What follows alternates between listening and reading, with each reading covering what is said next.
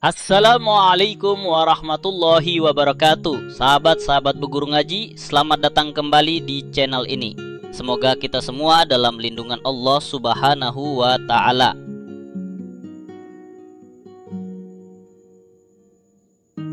Sahabat-sahabat, di tengah kehidupan umat Islam yang sangat beragam ini, kita sering mendengar isu-isu sensitif terkait perbedaan mazhab atau keyakinan. Salah satunya adalah soal Syiah. Tidak jarang sebagian pihak dengan enteng menuduh seluruh Syiah sebagai kafir, seolah-olah semuanya sama dan satu wajah.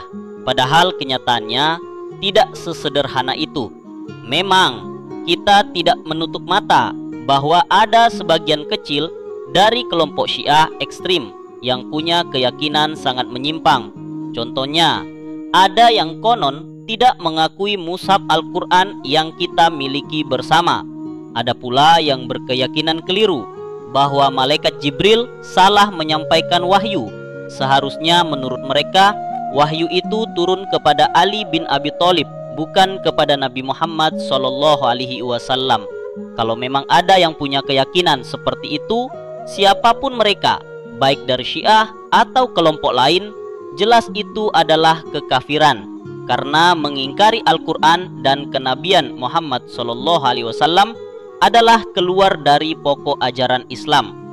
Tapi mari kita bicara jujur dan objektif. Apakah semua orang Syiah meyakini hal sesat seperti itu? Jawabannya jelas tidak. Banyak dari mereka yang tetap meyakini Al-Quran sebagaimana kita yakini. Mereka tetap mengakui kenabian Muhammad SAW, sholat, puasa, haji, dan rukun Islam lainnya. Realita ini pun terjadi di kalangan Sunni. Kita tidak bisa memungkiri dalam tubuh Sunni sendiri ada kelompok ekstrim, misalnya paham takfir yang gampang sekali mengkafirkan orang lain hanya karena berbeda pandangan atau tidak sepaham dengan kelompok mereka. Padahal paham seperti ini sesat juga, walaupun mereka mengaku berangkat dari akidah Sunni. Inilah yang menjadi catatan penting buat kita. Kita harus sangat berhati-hati dalam urusan menilai keimanan seseorang, apalagi sampai berani menjatuhkan vonis kafir. Jangan sampai kita terjebak dalam dosa besar, merasa paling benar, lalu mudah menyebut saudara seiman sebagai kafir. Nabi Muhammad SAW sudah mengingatkan bahaya sikap seperti ini. Dalam hadis yang diriwayatkan Bukhari dan Muslim, Rasulullah bersabda, "Wa man da'a rajulan bil kufri aw qala aduwallah wa laisa kadzalik illa har alaih." Barang siapa memanggil seseorang dengan sebutan kafir atau musuh Allah, padahal orang itu tidak demikian, maka tuduhan itu akan kembali kepada penuduhnya sendiri. Bayangkan betapa berat ancaman ini. Kalau kita salah menuduh seseorang kafir, dosanya bukan main-main, justru kembali menghantam diri kita sendiri. Karena itulah para ulama kita sejak dulu sangat hati-hati dalam urusan ini. Salah satunya adalah Qadhi Iyad, ulama besar mazhab Maliki, yang menulis kitab terkenal Al-Syifa bi Ta'rif Hukuk Al-Mustafa.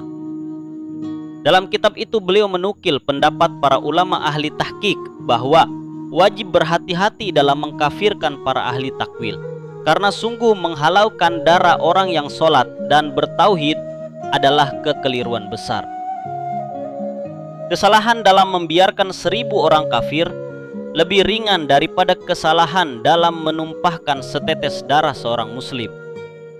Artinya, meskipun ada perbedaan pemahaman, bahkan kekeliruan dalam penafsiran agama, kita tidak boleh sembarangan melabeli sesama muslim sebagai kafir, kecuali jelas-jelas ia menolak pokok ajaran Islam. Penjelasan ini juga dikuatkan oleh Al-Mula Ali Al-Qari, ulama mazhab Hanafi, dalam syarahnya terhadap kitab tersebut. Beliau berkata, jika ada 99 alasan yang menguatkan kekafiran seseorang, tetapi masih ada satu alasan yang menunjukkan dia tetap muslim, maka mufti atau hakim sebaiknya berpegang pada alasan itu.